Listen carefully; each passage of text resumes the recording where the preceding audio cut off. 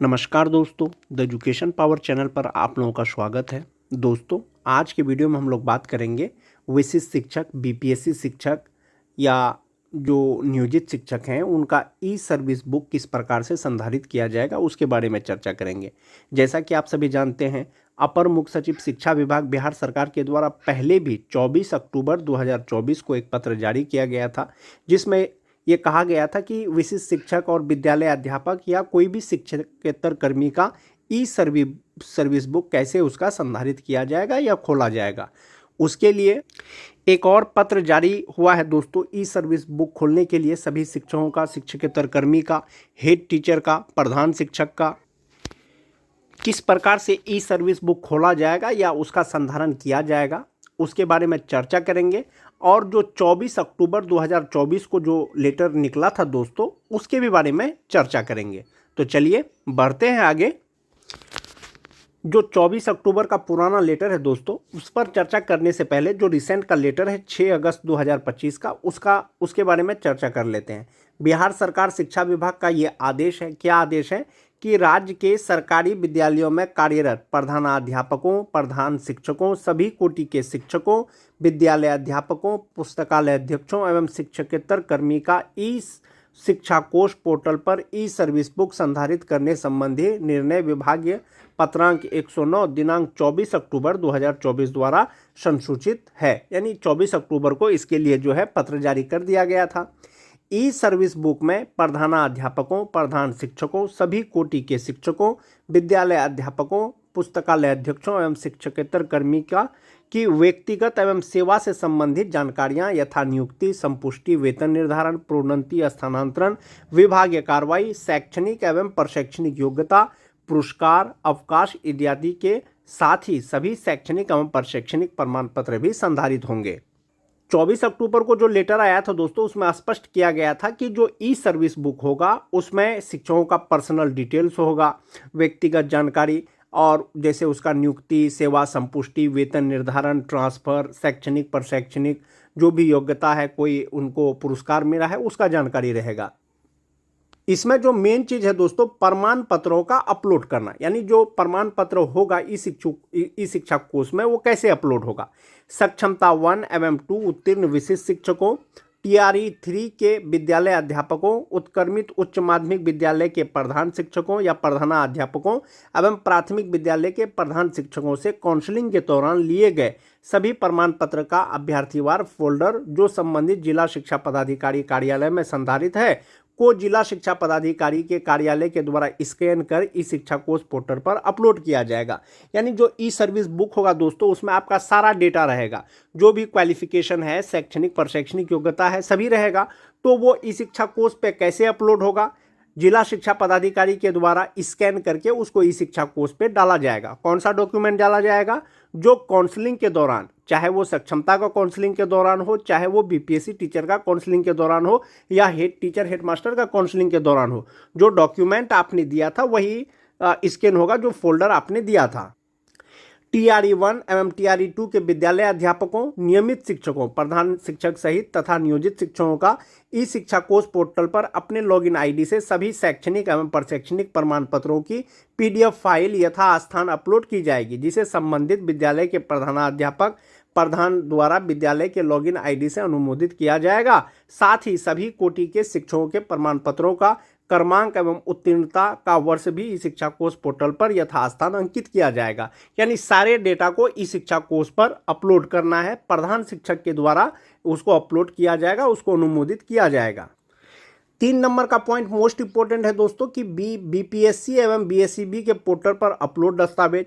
TRE 1, 2 एवं 3 के तहत नियुक्त एवं कार्यरत विद्यालय अध्यापक, यानी जो भी BPSC शिक्षक है, उत्क्रमित उच्च माध्यमिक विद्यालय के प्रधानाध्यापकों, प्राथमिक विद्यालय के प्रधान शिक्षकों तथा सक्षमता 1 एवं 2 में उत्तीर्ण स्थानीय निकाय के शिक्षकों द्वारा क्रमशः BPSC, BSEB में आवेदन करते समय अपलोड किए गए सभी शैक्षणिक एवं प्रशैक्षणिक प्रमाण पत्र भी ई सर्विस बुक का भाग होगा, जिसे BPSC एवं BSEB के पोर्टल से API के माध्यम से ई शिक्षा कोष पर पोर्टल पर इंपोर्ट किया जाएगा। जो BPSC शिक्षक हैं दोस्तों, TRE 1, TRE 2, TRE 3, जो विशिष्ट शिक्षक है सक्षमता 1 और सक्षमता 2, उनका जो डॉक्यूमेंट अपलोड होगा वो एपीआई के माध्यम से बीपीएससी या बीएसईबी के पोर्टल से यानी वेबसाइट से उसको इंपोर्ट कर लिया जाएगा। ई शिक्षा कोष पोर्टल पर जिलों द्वारा शिक्षकों के अपलोड किए गए प्रमाण पत्रों को बिहार लोक सेवा आयोग एवं बिहार विद्यालय परीक्षा समिति में आवेदन करते समय अपलोड किए गए सभी शैक्षणिक एवं प्रशैक्षणिक प्रमाण पत्रों के साथ मिलान किया जाएगा। यानी जो डॉक्यूमेंट आपने अपलोड किया था अप्लाई करते समय बीएसईबी के पोर्टल पर या बीपीएससी के पोर्टल पर, और जो फोल्डर अभी आपका जमा है जिला कार्यालय में, उससे जो है उसका मिलान किया जाएगा। तत्पश्चात जिलों द्वारा इन प्रमाण पत्रों का सत्यापन संबंधित बोर्ड, संस्थान, विश्वविद्यालय से ऑनलाइन अथवा ऑफलाइन जैसा भी हो उससे कराया जाएगा, यानी प्रमाण पत्रों का जांच कराया जाएगा।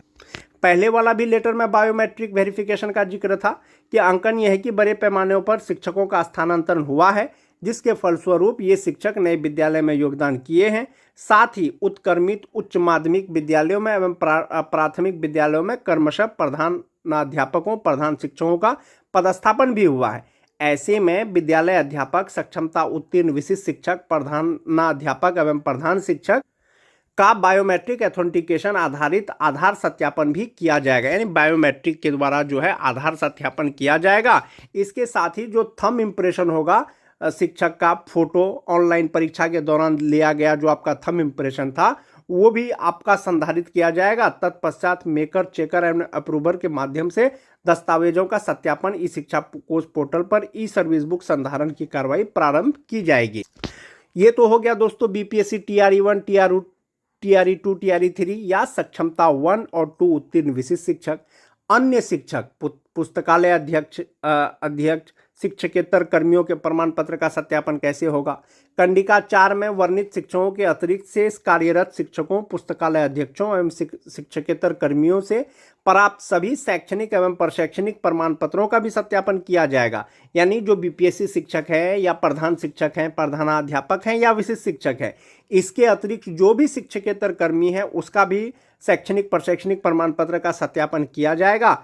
ऐसे में आवश्यक है कि संबंधित शिक्षक कर्मी प्रमाण पत्र को उपलब्ध कराते हुए समय स्वयं अस्वस्थ हो लें कि उनके द्वारा उपलब्ध कराया जा रहा प्रमाण पत्र सही है। तत्पश्चात इन कर्मियों के ई सर्विस बुक का संधारण समरूप प्रक्रिया के अनुसार किया जाएगा।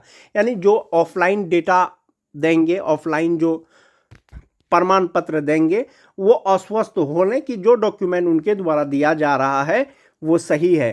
प्रधानाध्यापकों, प्रधान शिक्षकों, सभी कोटि के शिक्षकों, पुस्तकालय अध्यक्षों एवं शिक्षकेतर कर्मियों के शैक्षणिक एवं प्रशैक्षणिक योग्यता तथा अन्य दस्तावेज जो ई सर्विस बुक का भाग होगा की संभावित सूची अनुलग्न क के रूप में संलग्न होगी। यानी एक तो ये ऑफलाइन डॉक्यूमेंट हो गया दोस्तों। बीपीएससी का फॉर्म भरते समय जो डॉक्यूमेंट आपने बीपीएससी के पोर्टल पर अपलोड किया होगा, सक्षमता का फॉर्म भरते समय बीएसईबी के पोर्टल पे जो भी डॉक्यूमेंट आपने अपलोड किया होगा, आपका ई सर्विस बुक का वही डॉक्यूमेंट भाग हो जाएगा।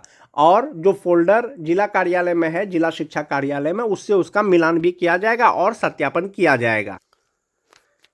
सर्विस रिकॉर्ड उल्लेखनीय है कि सरकारी विद्यालयों में कार्यरत सभी कोटि के शिक्षकों, विद्यालय अध्यापकों, पुस्तकालय अध्यक्षों एवं शिक्षकेतर कर्मियों के ई शिक्षा कोष पोर्टल पर ई सर्विस बुक के कार्मिकों के संपूर्ण सेवा काल से संबंधित जानकारियां, शैक्षणिक प्रशैक्षणिक योग्यता, पुरस्कार, अवकाश इत्यादि के साथ ही बायोमेट्रिक भी संधारित रहेगा। यानी जो भी डेटा रहेगा दोस्तों आपका शैक्षणिक, प्रशैक्षणिक, बायोमेट्रिक जो भी रहेगा वो अब ई सर्विस बुक में रहेगा और वो ई शिक्षा कोष पोर्टल पे ही रहेगा।